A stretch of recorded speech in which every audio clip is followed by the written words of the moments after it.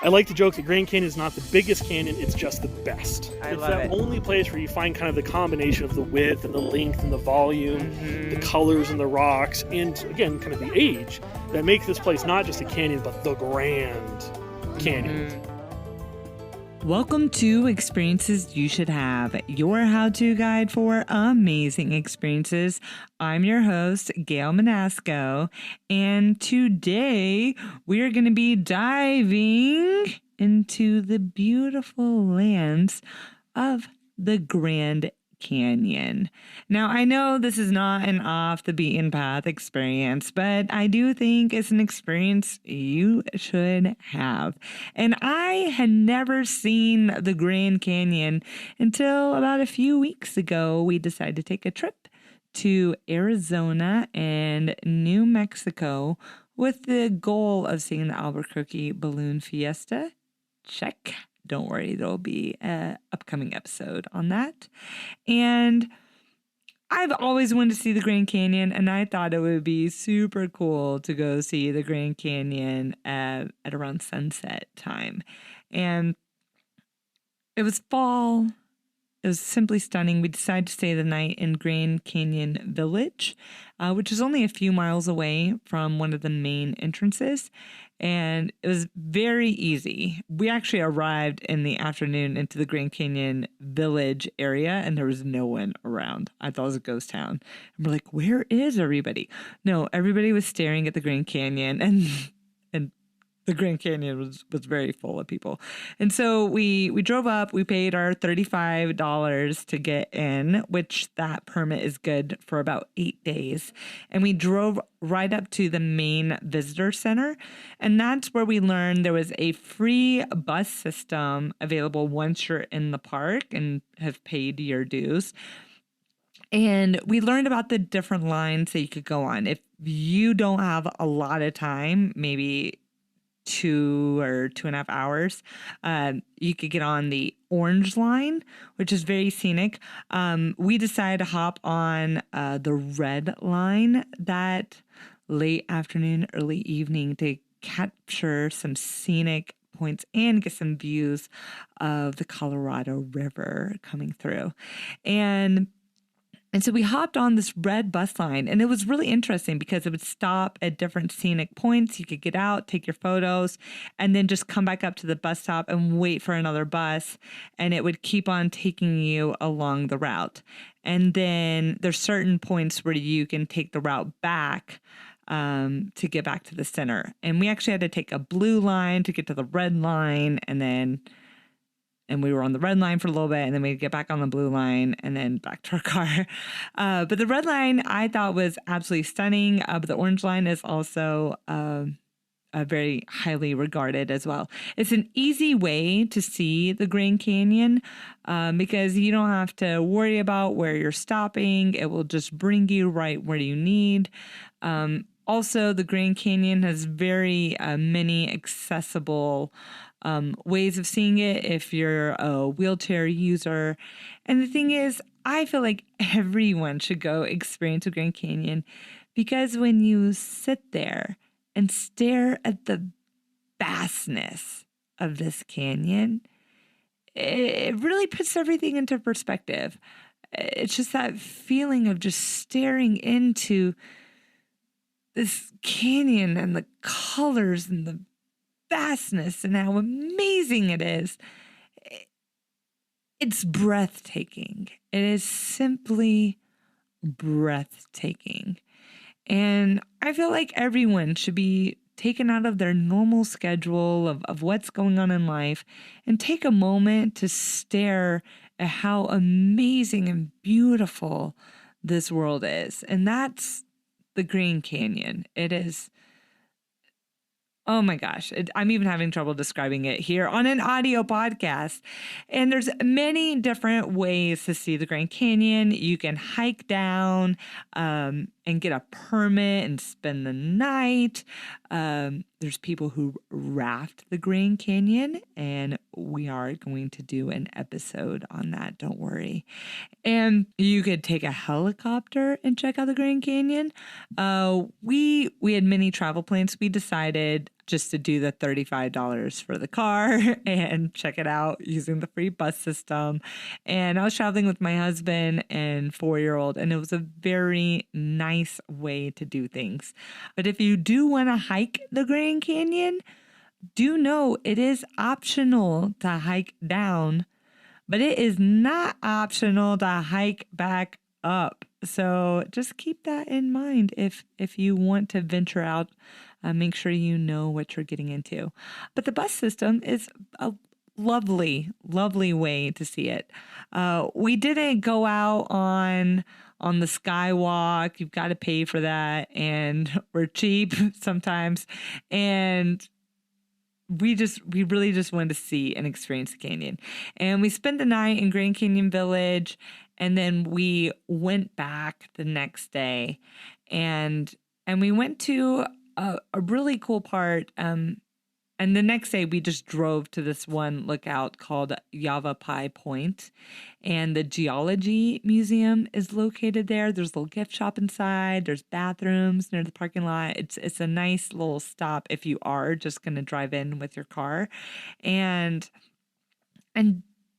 that's where the science behind the Grand Canyon really came to life for me. And I am by no means an expert or scientist or geologist, but I did find an expert there by the name of Ty, and he knows his stuff. He is a ranger at the Grand Canyon, and we had a little chat right in front of the Grand Canyon just a few weeks ago. I hope you enjoy.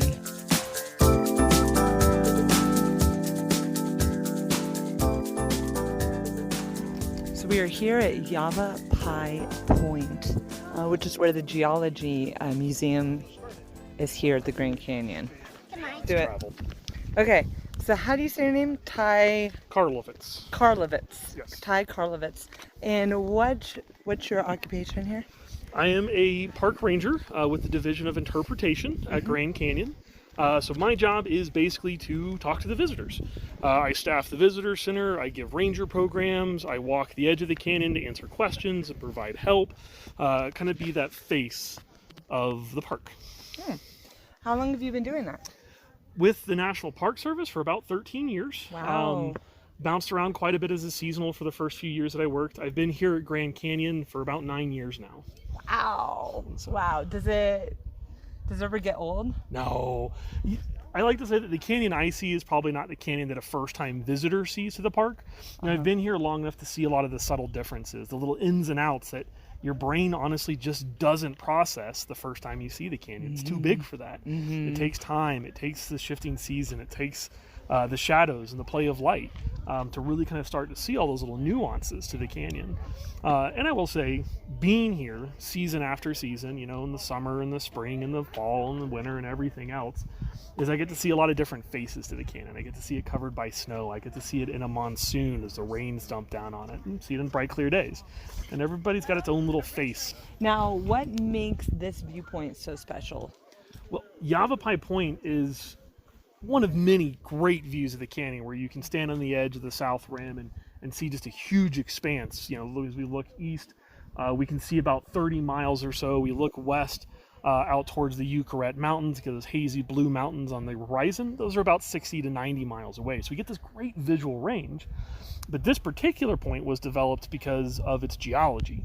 When we stand here on the edge and we look out, this is actually a great spot to see all the kind of main geologic features of the canyon. We can see the horizontal Paleozoic layers of the canyon. We can see the Colorado River down bottom. We can see those kind of old basement rocks. But we can also see some of those missing layers. This geologic story of the Grand Canyon I won't bore you with because that's a week-long lecture.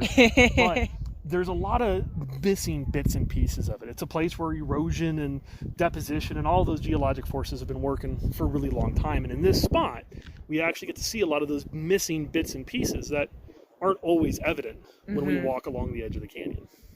So what's one of your favorite parts of the geology of the Grand Canyon? One of the things I think that continually blows my mind, even after 9 years, is to think about just how old these rocks are. When we look at the youngest layer of Grand Canyon, the rocks that we're actually standing on top of right now, here at the top of the canyon, these are about 265 million years. Wow. The part that blows my mind is that these are our youngest rocks are about 30 million years older than the oldest known dinosaur. So as a kid growing up, the dinosaurs were the oldest things out there. And everything that happened at Grand Canyon, the 5,000 feet of geologic time and rocks and layers that are exhibited here, all happened before the dinosaurs. All of the fossils, all the things that lived and died, all happened before the dinosaurs. It's pretty absolutely incredible. It blows my mind. It blows my mind. Wow. Absolutely wow. And we see the Colorado River, and it's helped carve out the Grand Canyon. But what are some of those other monumental moments that made the Grand Canyon what it is today? Sure. The Grand Canyon was kind of formed in 3 big stages. The river is the most recent of those. It's that main carver, kind of what instigated, in a lot of ways, the erosional phase of the canyon, where basically all of the rock is being carved and stripped away and made into the canyon itself. But long before that happened, we had to have a couple things in place, and that's the rock layers themselves. Down at the very bottom of the canyon, one of the reasons that this area kind of is nice and flat and gives us these kind of great layers is that down at the bottom we have a lot of metamorphic and kind of igneous rocks. These rocks formed when a very ancient proto-North America was colliding with kind of a pre-oceanic plate. So we're talking a lot of fun tectonic stuff, but these plates kind of crashed together and created this nice hard basement area. So we got kind of this nice platter at the bottom of the canyon. Most of the layers formed under fairly typical geologic processes, the deposition of sand and mud and silt from kind of ocean environments. These stacked on top of that hard platter, right? Eventually, we went through kind of another collision phase where North America clashed into what we call the Farallon Plate. This did something a little bit different. Normally, when you have a continental plate interacting with an oceanic plate, you get a subduction boundary where the oceanic plate, which is denser and heavier, kind of dives into the earth. It melts, it creates volcanoes, it generates a lot of earthquakes. This is basically what we see happening right now on our west coast. But about 70 million years ago, when these two plates collided, that oceanic plate basically just kind of slipped up underneath North America. So rather than diving down and doing that whole volcano mountain building process, it slid along the bottom of our continent and started pushing stuff up as the two plates slid underneath and over each other. Wow. That hard plate, that base of all the Grand Canyon rocks, kind of helped to preserve that flat layer. So rather than getting all jumbled up, that plate slid along, and that hard kind of base layer of metamorphic and igneous rocks lifted this area into this nice big flat plateau. So if we didn't have kind of those two events, that kind of hard base and then that one plate kind of doing something a little unusual, we probably wouldn't have had the base for that river to carve such an amazing canyon. Simply astonishing. And has this happened in other places around the world?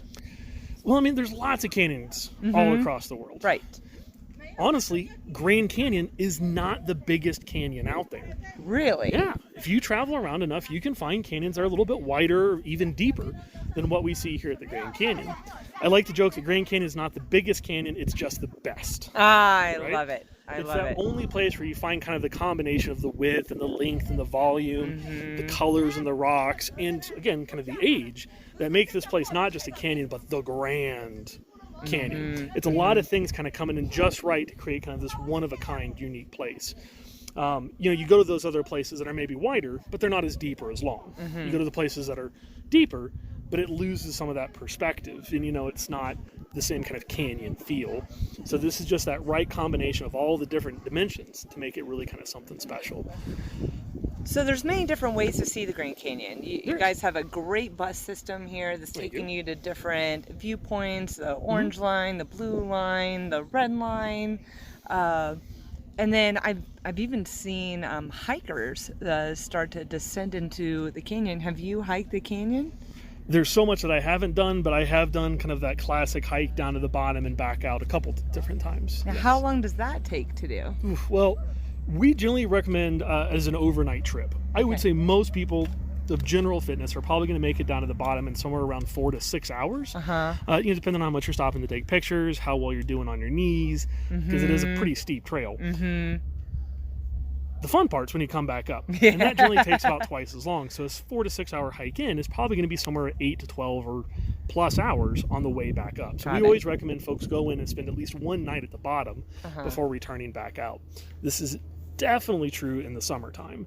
One of the fun things about the canyon is that it's so deep, the bottom is actually hotter than the top. So if you go down to the bottom, it's about 20 degrees Fahrenheit, about 10 degrees Celsius warmer at the base than what we feel on the rim. Wow. So in the summertime, it's 130, 140 degrees heat index. Yeah, it's hot. It cooks you. So, in the summertime, you basically hike at night, you camp out during the day, and then you probably hike back out again the next morning. If you try to do all that in one day, you're literally going to get baked, and we're probably going to have to rescue you. Okay. Certain times of the year when temperature is a bit more moderate, that might be, it's going to change our game plan a little bit. For me personally, I always recommend more time in the canyon than less, because the more you spend, the more you get to see, the more you get to experience. I love it. So what would be the best time of year to hike the canyon? Well, your most popular time is probably going to be somewhere in October and November. Okay. We're cooling off a little bit. We're past the summer heat. We haven't gotten into the winter snows. This is, with me, as a result, one of the hardest times to get a permit. And you do need a permit if you are camping overnight within the canyon. But if you can get one, pretty nice temperatures, pretty great experience. Spring can be great, but it can also be highly variable. Due to our elevation, you can come here one day in the spring and it can be 60 and lovely. The next day it could be 20 degrees and snowing. Okay. So you got to come a little bit more prepared for a variety of temperatures if you do come in the springtime. Now, what about sunsets? When is the best time to come to the Grand Canyon to see an incredible sunset, and where's your favorite sunset point? Sunsets, for my money, I would say you want to come to what we call the monsoons. This is typically kind of July, August, maybe first part of September, when Grand Canyon is most likely to be raining. Now, nice thing about our area is they're not all-day rains. Morning's generally pretty nice. The storms kind of build up. They drop some great rain on us in the afternoon and then typically break apart. But those clouds that are left after the storm give you some really spectacular sunsets. You get these great clouds, the light's reflecting off of it, and you can get some pretty spectacular stuff. So for sunsets, I do kind of generally recommend the summertime as my first bet. Secondary can be kind of the heart of winter, because again, you get some of those winter storms and those snow. Those are more likely to give you all day and all night clouds, but when they break, the nice clouds, the snow in the canyon can be pretty spectacular. Wintertime, always recommend coming for a couple days, just in case you get one day that's kind of a wash with the weather. Okay. Favorite point? Yeah. The Red Route does have a lot of great stuff, a lot of nice big open views with some great views of the river down at the bottom. But I always like to say it's not where you're at, it's who you're with. So get a nice view that you like, hang out, and enjoy the vista. You're going to get something good. That's great advice. Now, what should you bring if visiting the Grand Canyon? Your camera. Your pictures won't do it justice, but it's still nice to have. Take lots of pictures, go back and review them at home. Otherwise, one of the things to remember is that we are a desert. Nice high elevation, kind of tossed into that, as well as no matter what time of year, water is always a good thing to have. Probably the biggest thing that affects most of our visitors is some form of dehydration. So making sure that you are well hydrated and that you are actually eating a lot of snacks when you come to the canyon. You got to keep those energy levels up for all that exploration you're going to do. I love it. And finally, any recommendations for lodging for when coming to the Grand Canyon? Oh, so big and varied, I can't really say too much on that. There's a lot of great options, though, both here inside the park on the South Rim and the North Rim, and then some local areas nearby as well. So just south of the park is a small town of Tucson. Just north of us, there's things like Jacobs Lake and a couple little private-owned businesses on that main road. Lots of great options. Hard to pick just one. All right. And then any final tips for people coming to see the Grand Canyon? Relax and have a good time. This is one of those places that sometimes I think people visit because they're passing by the area. They're going to Vegas or Phoenix. The canyon is one of those places where if you just sit and relax and enjoy the sun, watch the colors move. You'll get paid back for your efforts and the time that you spend here. Simply great advice. Truly, thank you, Ty. Really appreciate it. And Absolutely, my pleasure. We're gonna go sit up here and take our time and soak up the views of the Grand Canyon.